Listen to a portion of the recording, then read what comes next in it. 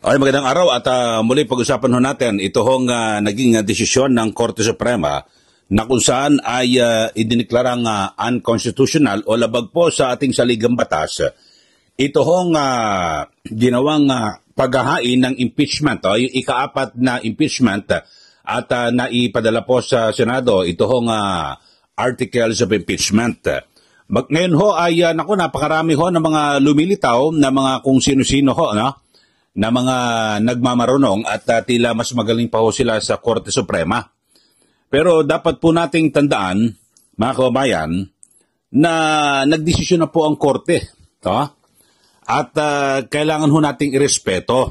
Mga kababayan, alam nyo, sa bawat, di ba, in every democracy, dapat meron lang isang final arbiter ng batas. Yan po yung nagbibigay ng interpretasyon. At dito po sa Pilipinas, ay ang Korte Suprema.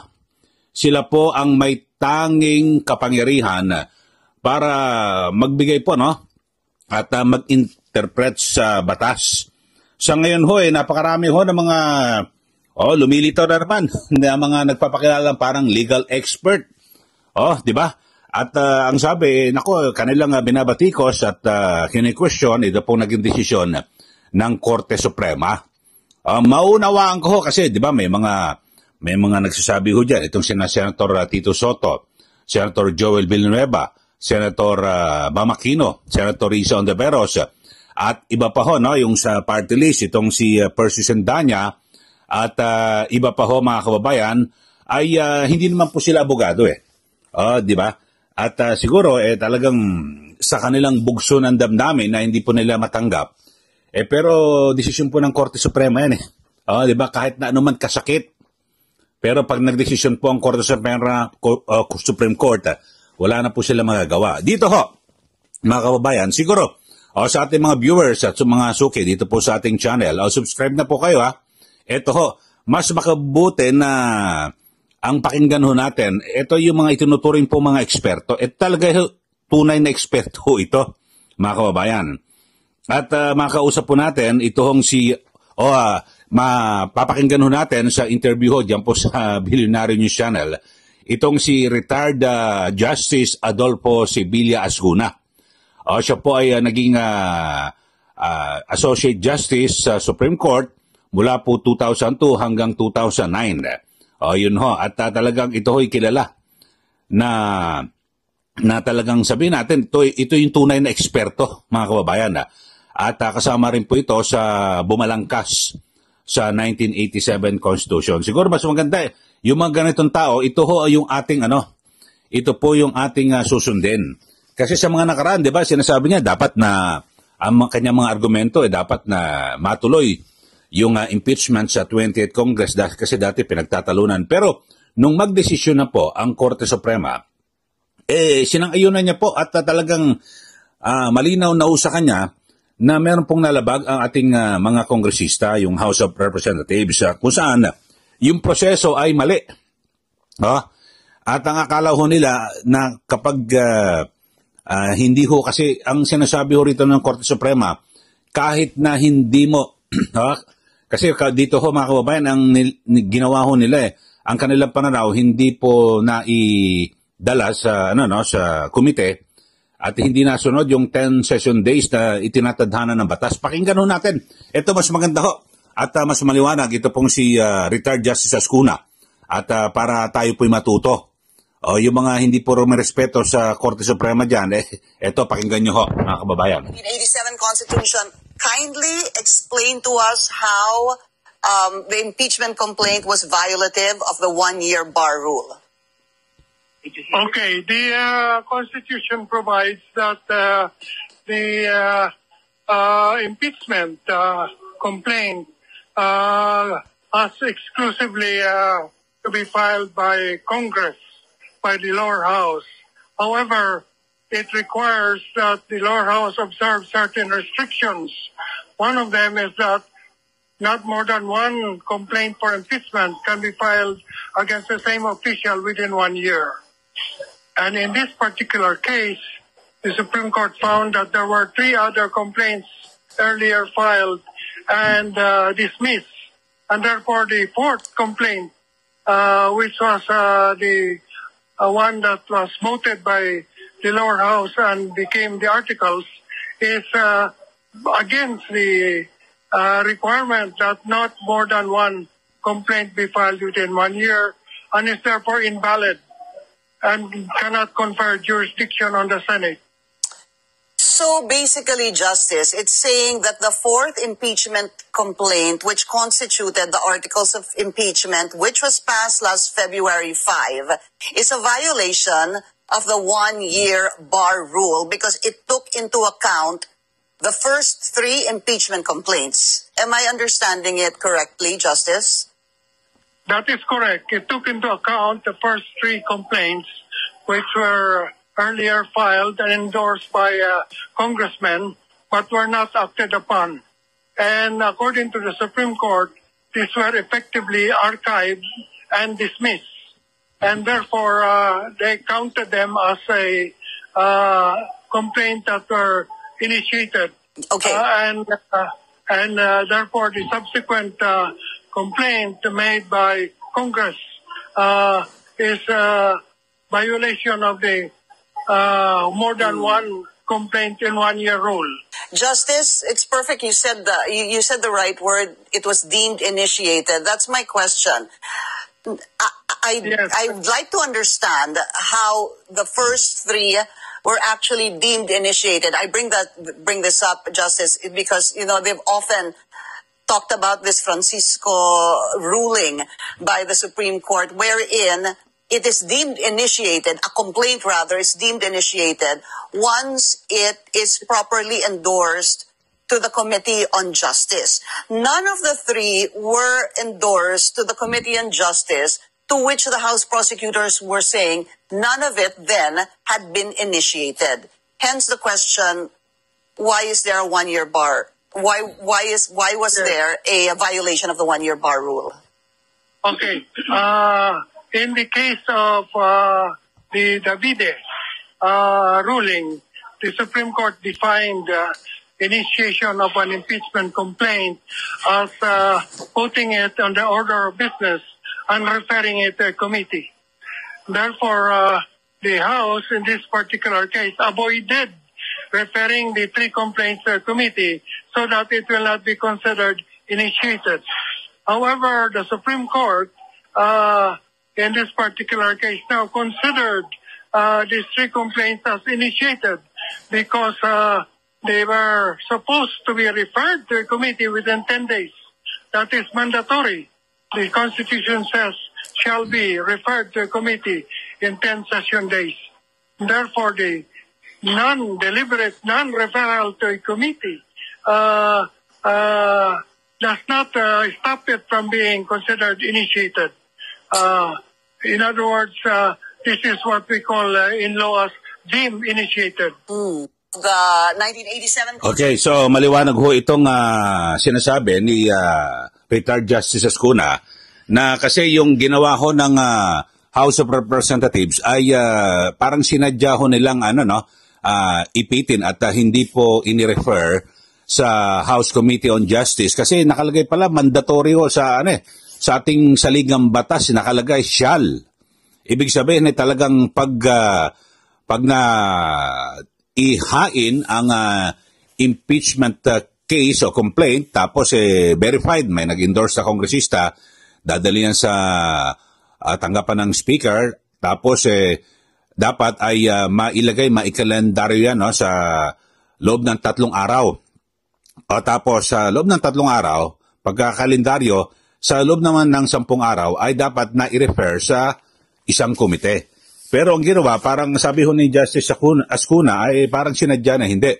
So nakita po ng Supreme Court na kahit na hindi mo na dinala, so may ituturing na initiated na yon. At kaya sinasabi na yung pang-apat ho mga kababayan na impeachment complaint, wala na, lumalabag na ito sa 1-year bar rule.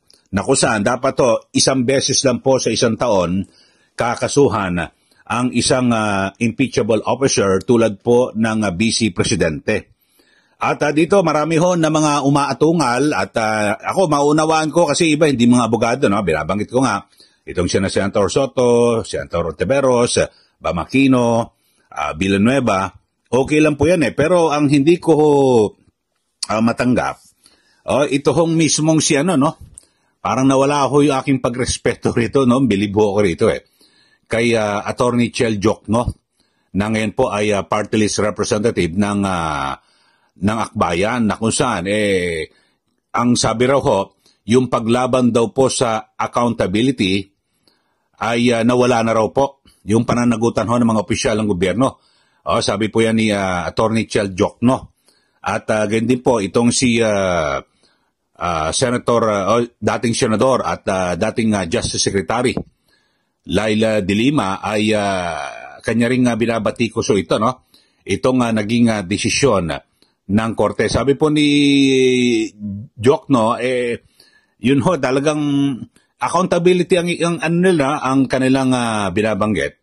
At samantalang si Congresswoman Laila De Lima, ang sinasabi niya ay questionable raw po itong naging kautusan ng Supreme Court at hindi raw pinayagan ang House of Representatives na mag-argue dito po sa maayos sa nasabing kaso. Di ba nagbigay ng order ang Supreme Court at dapat sumagot pero hindi po nila sinagot lahat, mga kababayan. Dito kay Congressman Chel Jokno, accountability, siguro ewan ko lang kung nabasa ho nila. Ako hindi po ako abogado, hindi po ako namamagaling.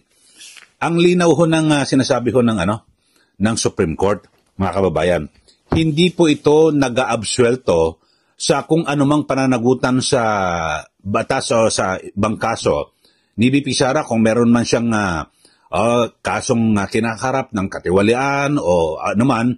Ang issue ho rito ng Korte Suprema ay yung proseso hindi po sinunod ng House of Representatives, yung proseso sa ating konstitusyon na dapat iisang beses lang ho na kakasuhan ang isang impeachable officer. Yun lang ho. At sabi nga ho hindi pwede may tatlo nang nauna tapos yung pang-apat tsaka final. Sabi wala, initiated na yung unang tatlo. Kahit na hindi pa nyo na isang pa o na dala sa Committee on Justice kasi wala verified yung complaint May nag-endorse na kongresista. Kaya kung kumpleto Ricardo. Yun ho, mga kababayan. Pero sabi ng Supreme Court, yung mga talagang gusto ho, nagpipilit ho na maipa-impeach ito pong si VP Sara Duterte. February 6, 2026, pwede ulit kayo mag-file ng impeachment complaint laban po kay VP Sara Duterte. So yun lang ho, mga kababayan. At alam nyo ho, sa dami ho ngayon ng mga politiko ang nagsasalita na parang kanilang sinisiraan itong Supreme Court. Ako naman ho, bilang isang pangkaraniwang mamayan, hindi po ako abogado, irerespeto ko ho sa aking panahon, dapat irespeto ho itong desisyon ng Supreme Court. Sila po ang kataas-taas ang hukuman kahit na anumang gawin mo, wala tayong magagawa. Ngayon ho, may binabanggit itong si Senator Villanueva at si Senator Soto na dapat maituloy yung impeachment. Alam niyo, kahit na hindi nagdesisyon ang Korte Suprema, talo rin yan sa Senado, mga kababayan. Dahil ngayon, pinag-uusapan pa lang, halimbawa kay Senator Marcoleta, ang sabi niya hindi dapat na maitawid yan Mula sa 19th Congress, hindi pwedeng itawid sa 20th Congress. Kaya walang impeachment. At kung sakali man, kasi magbobotohan na tumawid, maraming question rito. Ito na nga, yung question na ito, mga kababayan. Lalo na ngayon, nagdesisyon ng Korte Suprema. So, tapos na ho ang usapin. So, yun lang ho, mga kababayan. At ating panawagan sa ating mga kababayan, wag ho kayo makinig sa kung sino-sino Pero itong mga abogado, sina De Lima at Chel Jokno, nakakawalan po ng respeto. Ano kaya? Baka meron kayong maghahain dito na para ma-disbar yung mga ito at iba pang mga abogado na may question sa Supreme Court. Alam nyo, binabalahura nila yung imahe ng Supreme Court. Dinudungisan ho nila. Kapag ganyan na hindi ka naniniwala sa desisyon ng Supreme Court, siguro, wala, sisirain mo yung ating justice system sa ating bansa. Alam nyo ho, kaya ako nung tinignan ko kung ilan ang bumoto, nako, talagang solid na solid. Unanimous ho, mga kababayan Ni isa man wala hong tumutol. Dito ho, ngayon pinapalitan ho na keso karamihan sa mga maestrado ng Korte Suprema ay ini-appoint ho yan ni Duterte. Kung talagang sila po ay sabihin natin mga maka-Duterte, dapat noon pa nila agad na inilabas yung kaso at siguro mas importante na inaksyonan nila, naglabas sila ng TRO noon nung bago ipatapon sa ICC ito pong si dating Pangulong Duterte. Siguro mas yun ang pinaka-importante kung talagang sila po ay tatanaw ng utang na loob o basta't susunod sila sa kagustuhan ng mga Duterte. Yung hiniling po na TRO na wag payagang makaalis si dating Pangulong Duterte, dapat doon lang ho. Pero ito ngayon, ididikit na mga appointees siya ni Duterte. Meron din ho na mga appointees ho ni dating Pangulong Noynoy Aquino na siya pa oponente. Si Justice Leonen. Tapos meron lang ho isa na meron pang ka-appoint ni Pangulong Marcos Jr. na justice ni hindi rin bumoto. Ng pabor sa impeachment. So lahat unanimous. So maliwanag ho mga kababayan na talagang meron pong paglabag sa ating saligang batas. Kaya mismo yung Malacanang ay nanawagan din na irespeto po natin. Yung sa mga init na ma-impeach ito pong si VP Sara Duterte, abangan nyo ho, hintayin nyo. February 6, 2026, pwede na ho kayong maghain ulit na impeachment. Pero dapat maging maingat ho kayo. Isa lang ho yung ihahain nyo na kaso na impeachment. At sa mga pumirma, ewan ko lang ho, lalo yung mga abogado, tingnan ho natin, baka may mga pribadong individual na maghahain sila pa i-disbar. Yung disbarment case diyan po sa Supreme Court. Nako saan, biro mo, sinisira nila, winawakwak nila yung imahe ng ating kataas-taasang hukuman. Okay, maraming salamat po sa ating mga kababayan at patuloy ko kayong umantabay dito po sa ating channel para tayo po magbibigay ho ng tamang impormasyon para po sa kaalaman ng ating mga mamayan at tayo po ay ayaw ho nating magkaroon po ng kaguluhan at yung mga senador ho dyan, yung iba't ibang mga grupo na kung may question sa Supreme Court, tigil nyo na po yan, pakiusap. Wag na ho tayong lumikha ng constitutional crisis. Ang dami na hong problema ng mga Pilipino. Yung kagutuman, yung mga baha-baha na yan, tama na ho yan. Move on. Tapos na ho yan. February 6, 2026, antay ho kayo. At kung gusto nyo talagang ipa-impeach, ito pong si VP Sara Duterte. Maraming salamat muli. Ito po si Kaeli. Magandang araw po sa ating lahat.